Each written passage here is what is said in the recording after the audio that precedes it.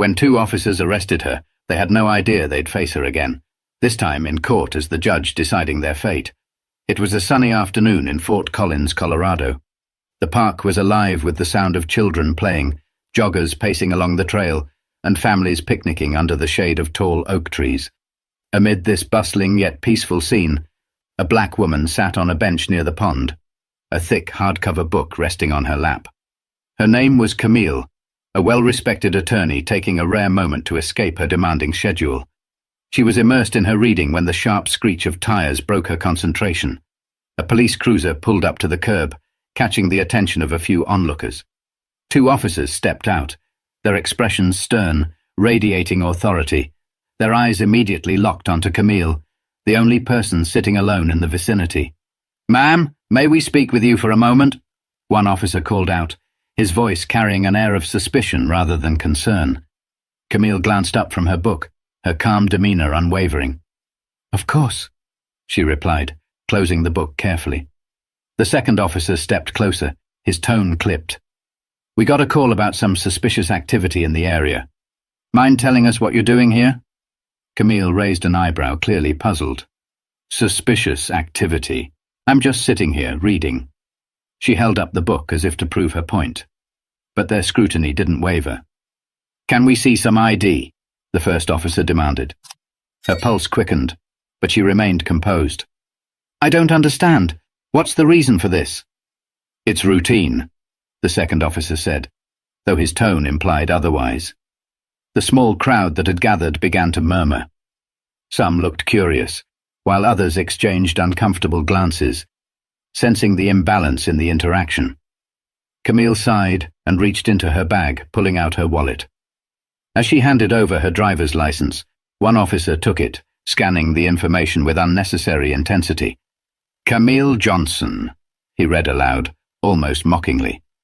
"What's your business here, Miss Johnson?"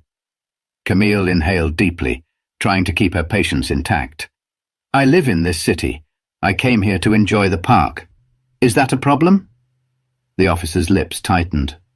"We'll see." He handed her ID back, but instead of walking away, they continued to linger, asking questions that felt less like routine and more like an interrogation. "Do you always carry a book like that around?" one officer sneered. "Are you alone here or waiting for someone?" the other added, his hand resting on his belt in an unmistakably deliberate gesture. Camille had handled countless tense situations in courtrooms, but this was different. The power dynamic was stark, and their tone carried an edge she recognized all too well. Still, she chose her words carefully. "I'm not answering any more questions unless you tell me what I'm being accused of," she said firmly. Her refusal seemed to trigger something in them. The first officer stepped forward. "Don't get smart with us," he snapped. "We're just doing our job." "And I know the law," Camille replied, her voice steady. "I'm not breaking it by sitting in a public park." But reason was not on their agenda. The first officer reached for her arm. "You're resisting," he said, though Camille hadn't moved. "What are you doing?" she exclaimed, startled. The murmurs from the crowd grew louder. A man pulled out his phone to record the scene. "Stop resisting," the officer repeated, louder this time, as if performing for the growing audience. Camille's heart raced as she felt the cold metal of handcuffs snap around her wrists. She tried to stay calm, even as humiliation and frustration burned in her chest. The officers led her toward their cruiser, ignoring the questions from onlookers. Camille turned her head toward the crowd, locking eyes with a young woman holding up her phone. For a moment, there was an unspoken exchange, a silent plea to document the injustice unfolding. But as the car door slammed shut, Camille knew this wasn't the end of the story. It was only the beginning. Inside the cramped back seat of the police cruiser, Camille's mind raced. She had spent years defending clients, standing up for justice, and navigating the legal system. But now, she was on the other side of it. The absurdity of the situation struck her, but there was no humor in it, only anger. The ride to the station was suffocatingly silent, save for the crackle of the police radio. Camille stared out the window, her reflection merging with the passing scenery. Her wrists ached from the cuffs digging into her skin. At the station, things only got worse. The booking process was invasive, humiliating, and designed to strip her of her dignity. She was fingerprinted, photographed, and led to a small holding cell with fluorescent lights that buzzed relentlessly. "Enjoy your stay," one of the officers said smugly as he shut the cell door. Camille sat on the cold bench, her hands clasped tightly in her lap. She replayed the events at the park over and over in her mind. How had such a peaceful moment spiraled into this? The answer was as clear as it was bitter: prejudice. Hours passed before anyone acknowledged her again. A young officer approached the cell, holding a clipboard. "Ms. Johnson, you've been charged with resisting arrest and obstructing a peace officer," he said flatly. "On what grounds?" Camille asked, her voice sharper than she intended. "You can discuss that in court," he replied before turning away. She exhaled slowly, forcing herself to think strategically. The charges were flimsy, and she knew it. But she also knew the fight ahead wouldn't be easy. Cases like hers rarely were. Eventually, Camille was released on bail. As she walked out of the station, the cool night air hit her like a wave, a stark contrast to the stifling atmosphere inside. She spotted her colleague and friend, Marissa, waiting by the curb. "Camille!" Marissa rushed over, her face a mixture of relief and concern. "Are you okay?" Camille nodded, though her body betrayed her with a slight tremor. "I'm fine," she said, though the word felt hollow. As they drove away, Marissa kept glancing at her, waiting for her to speak. Finally, Camille broke the silence. "I'm not letting this slide, Marissa. Not this time." Marissa's grip on the steering wheel tightened. "What are you thinking?" "I'm thinking I'm tired of this happening," Camille replied. "I have the tools, the knowledge, and the resources to fight back. And I will."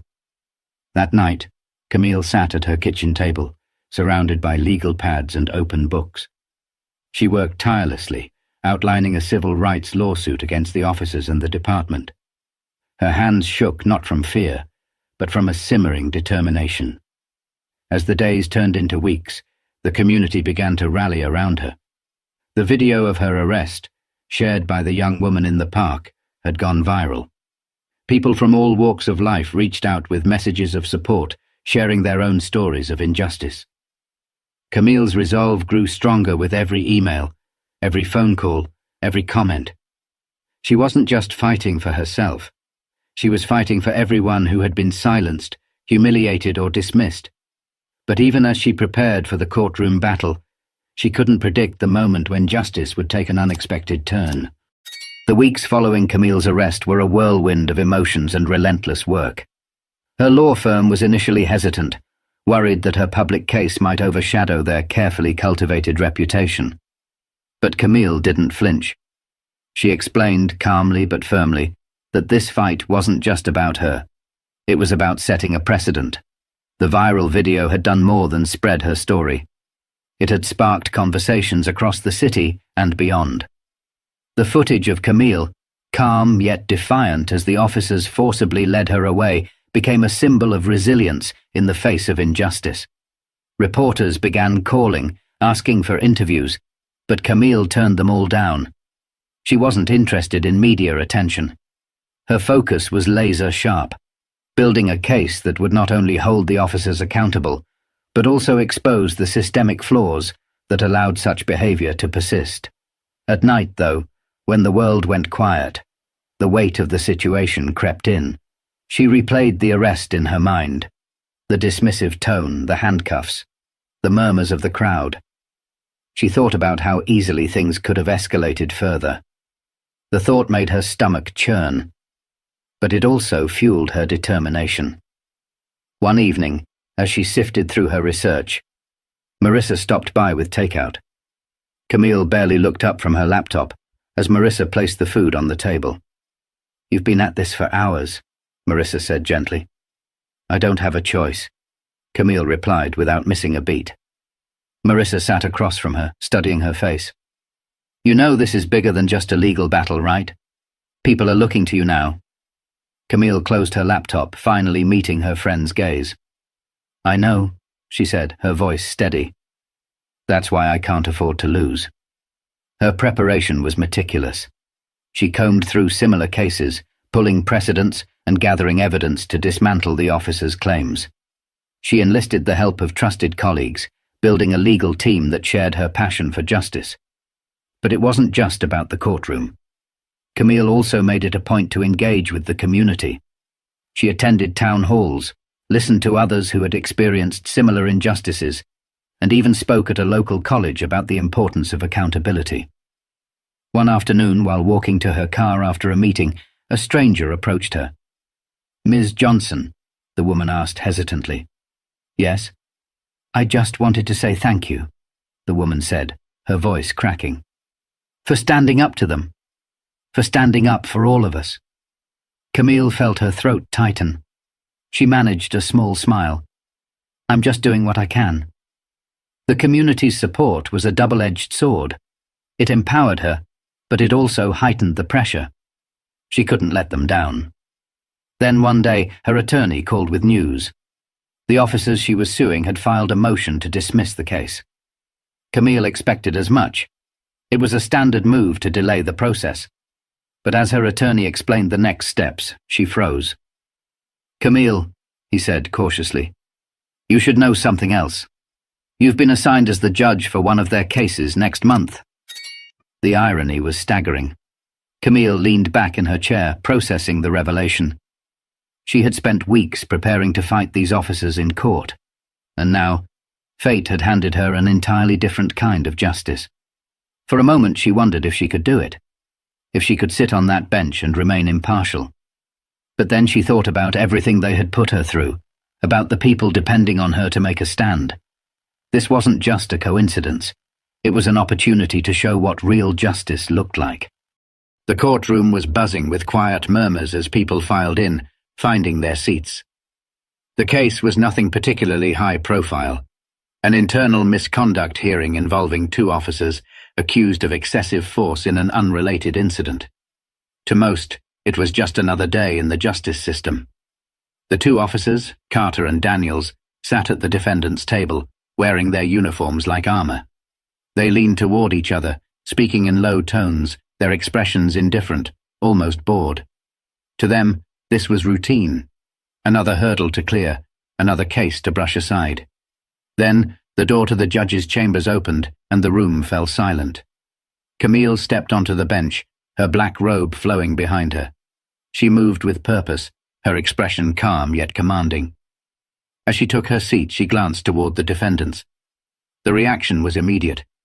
Officer Carter's face drained of color, his eyes widening in shock. Daniels shifted uncomfortably, his jaw tightening as he struggled to process what he was seeing. It was her, the woman they had humiliated and arrested at the park. Camille allowed a brief pause, letting the weight of the moment settle over the room. Then, in a clear, steady voice, she began the proceedings. "This court is now in session. Please be seated." The officers sat stiffly, their composure faltering. Carter whispered something to their lawyer, who nodded but kept his focus on Camille. For the first time in weeks, Camille felt the upper hand. But she knew this wasn't about revenge. Her job as a judge demanded impartiality, and she would uphold that standard. Still, the irony wasn't lost on her, or anyone else in the room. As the attorneys presented their opening arguments, Camille maintained her professionalism, listening intently and taking notes. But every so often, her gaze would flicker toward the officers. She could see the tension in their shoulders, the way their hands fidgeted slightly. During a recess, Carter and Daniels stepped into the hallway, their voices low but agitated. "How is she the judge?" Carter hissed, his frustration barely contained. "This has to be a setup," Daniels muttered, shaking his head. "It's not a setup," their lawyer interjected. "It's a coincidence, and you need to stay focused. She's not the enemy here. Your actions are." But the officers weren't listening. They were too consumed by the surreal nature of their predicament. When court resumed, Camille remained composed, ensuring the hearing proceeded fairly and efficiently. Yet her presence alone seemed to unsettle the defendants. Every time she addressed them, they shifted in their seats, their confidence eroding little by little. At one point, during witness testimony, Camille caught Carter stealing a glance at her. His expression wasn't defiance, it was something closer to regret, as if he was beginning to understand the gravity of what they had done. By the end of the day, the tension in the courtroom was palpable. Camille adjourned the hearing, her gavel striking with finality. "We will reconvene tomorrow at 9 a.m., she announced.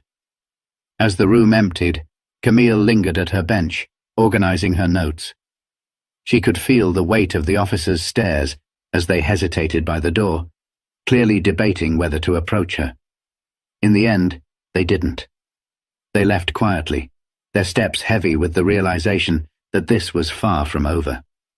But for Camille, the real challenge wasn't in the irony of the moment.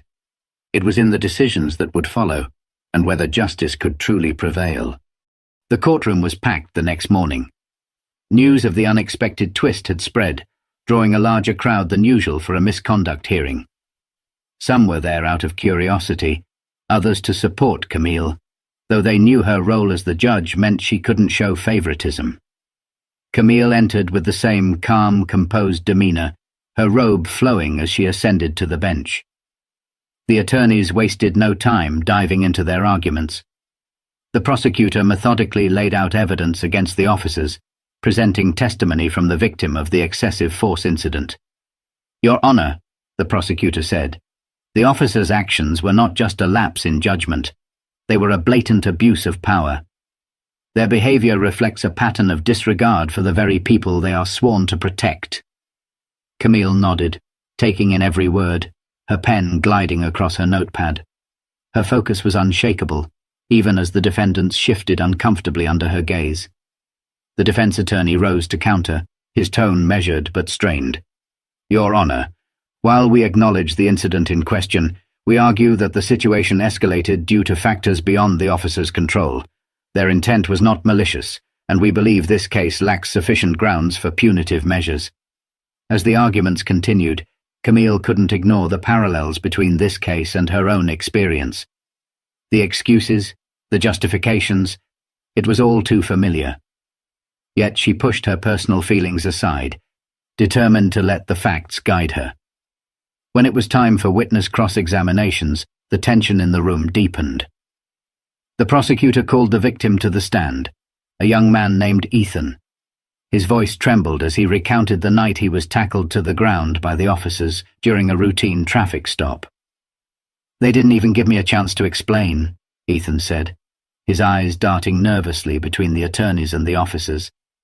"It felt like they decided I was guilty before I even opened my mouth." The prosecutor pressed further. "And did you resist their orders at any point?" "No," Ethan replied firmly. "I was scared, but I did everything they said. It didn't matter. They had already made up their minds." The room was silent as the defense attorney stood to cross-examine. He tried to poke holes in Ethan's testimony, but the young man held his ground.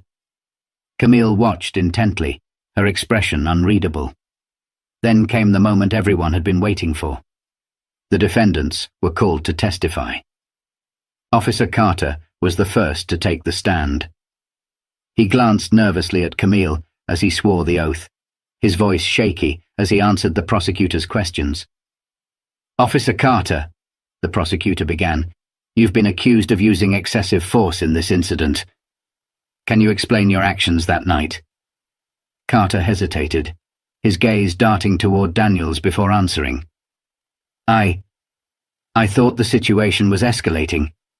I made a judgment call. And do you believe your actions were justified?" Carter shifted in his seat. "At the time, yes. But looking back, I could have handled it differently." The prosecutor pressed on. "Handled it differently how?" "By not tackling an unarmed, compliant individual to the ground." Carter opened his mouth, but no words came out. His silence spoke volumes. When it was Daniel's turn to testify, his demeanor was similarly strained. His attempts to justify his actions only deepened the prosecutor's case, highlighting the officer's inability to take accountability. Camille listened closely, her face betraying no emotion. But inside, she felt a mixture of frustration and pity. These men had been given authority, yet they wielded it recklessly, leaving a trail of harm in their wake. As the day wore on, it became clear that the evidence against the officers was overwhelming. The prosecutor's closing argument was powerful, urging the court to set a precedent that abuse of power would not be tolerated. When the defense delivered its closing statement, it was clear they were grasping at straws. Their arguments lacked conviction, and even the officers seemed resigned to the likely outcome. Camille adjourned the hearing, her voice steady as she announced that a ruling would be delivered the following week. As the courtroom emptied, Carter and Daniels lingered near the exit, their faces pale and drawn. For the first time, they seemed to grasp the gravity of their actions and the reality of what awaited them. But justice wasn't just about punishment. It was about accountability, change, and ensuring that the mistakes of the past would not be repeated. A week later, the courtroom was silent as Camille entered to deliver her ruling. Every seat was filled, the tension almost tangible. Reporters lined the back wall, their pens poised to capture every word. This was no longer just a case about two officers. It had become a symbol of a larger fight for justice and accountability.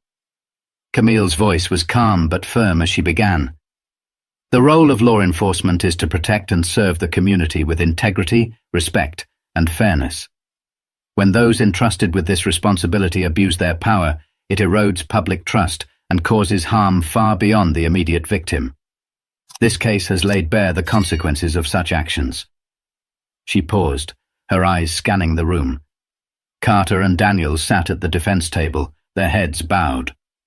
The weight of her words was unmistakable.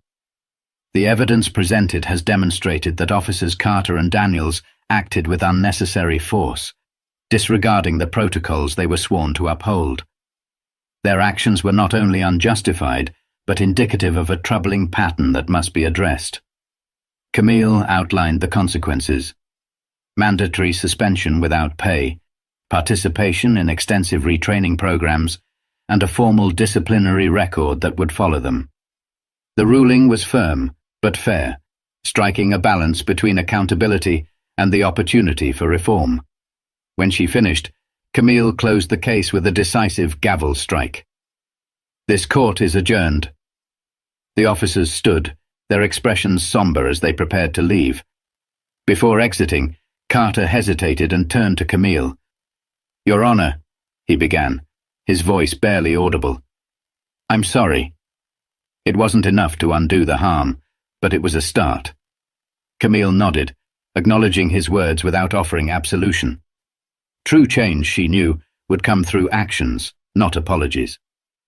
As the courtroom emptied, Camille remained seated, taking a moment to reflect. She had seen justice served, but the victory felt bittersweet. For every case like this, countless others went unspoken, unresolved. Later that evening, Camille attended a community meeting at a local recreation center. The room was filled with people eager to share their stories, their frustrations, their hopes. As she listened, she felt a renewed sense of purpose. One older woman approached her after the meeting, her voice trembling with emotion. "Thank you," she said, gripping Camille's hand tightly. "What you did in that courtroom, it means the world to us." Camille smiled softly. "This is just the beginning. We have so much more work to do." The following weeks saw meaningful conversations between community leaders, law enforcement, and local activists. Camille used her platform to advocate for reforms, emphasizing the need for transparency and accountability in policing. The case had sparked a ripple effect, not just in Fort Collins but across the state. People began demanding change, pushing for policies that prioritized fairness and equality. For Camille, the journey wasn't about personal vindication. It was about ensuring that others wouldn't have to endure what she had. The fight for justice was ongoing, but moments like this reminded her that change, though slow, was possible. As she stood on the steps of the courthouse one afternoon, watching a group of young activists gather for a peaceful rally, she felt a sense of hope. The system wasn't perfect, but with enough voices, it could be pushed toward progress. And that, she thought, is the kind of justice worth fighting for. If you believe in the power of accountability and change, subscribe to our channel for more stories that inspire action and reflection. Let's work together to make the world a fairer place.